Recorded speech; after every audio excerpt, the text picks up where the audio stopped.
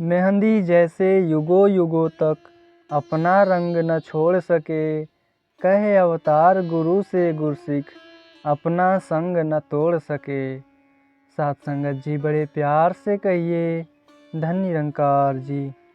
आशा करते हैं कि आप सभी महापुरुष सतगुरु के असीम कृपा से जहाँ भी होंगे सेवा सिमरन और सत्संग करते हुए स्वस्थ होंगे, प्रसन्न होंगे।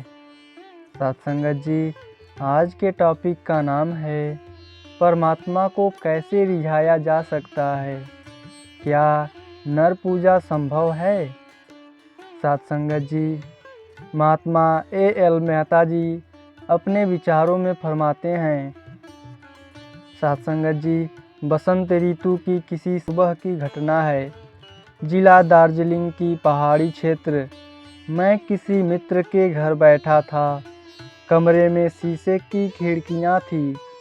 मैं खिड़की के आर पार देख रहा था। दृश्य काफ़ी मनोहर और मनमोहक थी।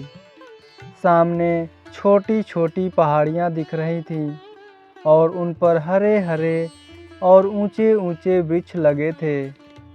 जंगली केले के पेड़ भी थे। छोटी छोटी झाड़ियां लगी हुई थी। खुशबूदार फूलों के पौधे भी महक रहे थे, क्योंकि सामने से आती हुई बयार इसकी गवाही दे रही थी। साथ संगत जी, मैं सोचने लगा कि पेड़ों की सघनता, पहाड़ों की ऊंचाई, दूर दूर तक फैली हरियाली और सुगंधित हवा कितनी प्यारी लग रही है। तभी हमारे मन में एक ख्याल आया कि चीज़ें मन प्राण को इतना पुलकित कर रही है, इन्हें बनाने वाला, पैदा करने वाला मिल जाए तो कितना पुलक महसूस होगी।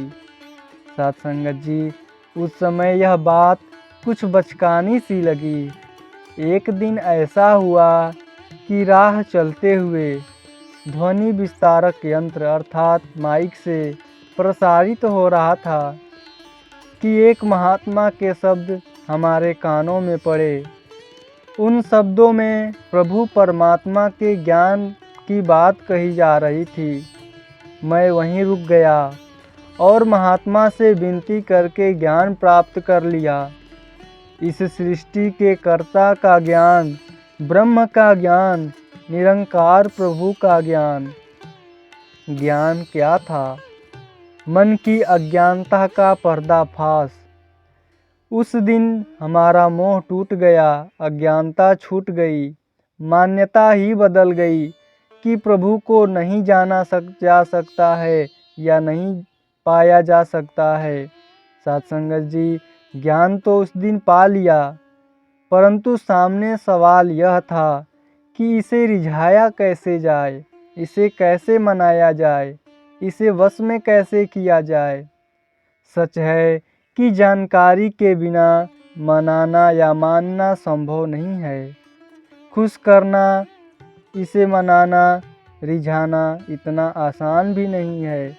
यह दिगर की बात है कि जब लोग कह दिया करते हैं कि वह ईश्वर को मानता है, जबकि मानना जाने बगैर संभव ही नहीं है।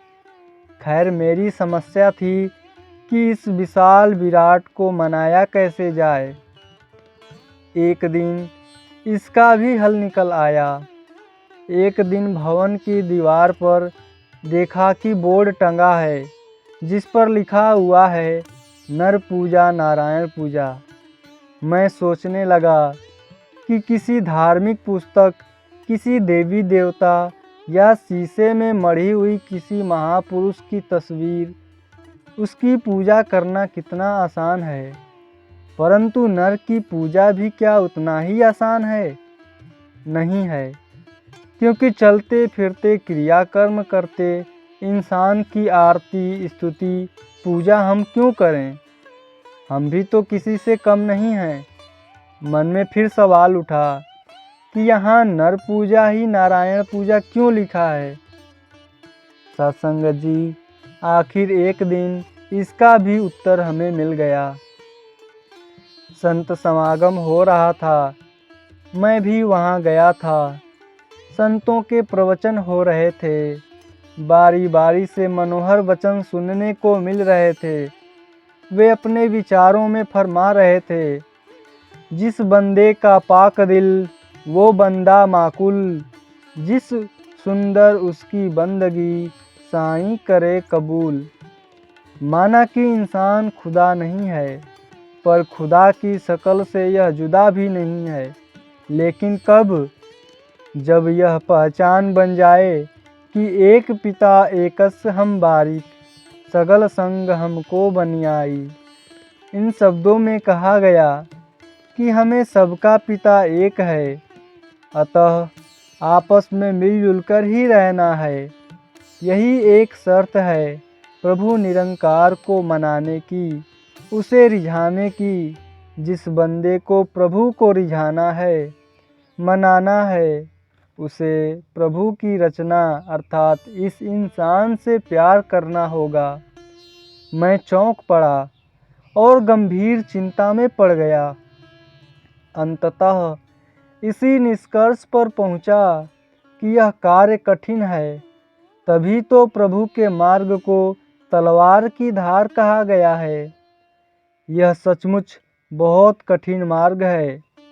इंसान को सत्कार दे, उसकी आरती उतारे, उसके चरण छुए।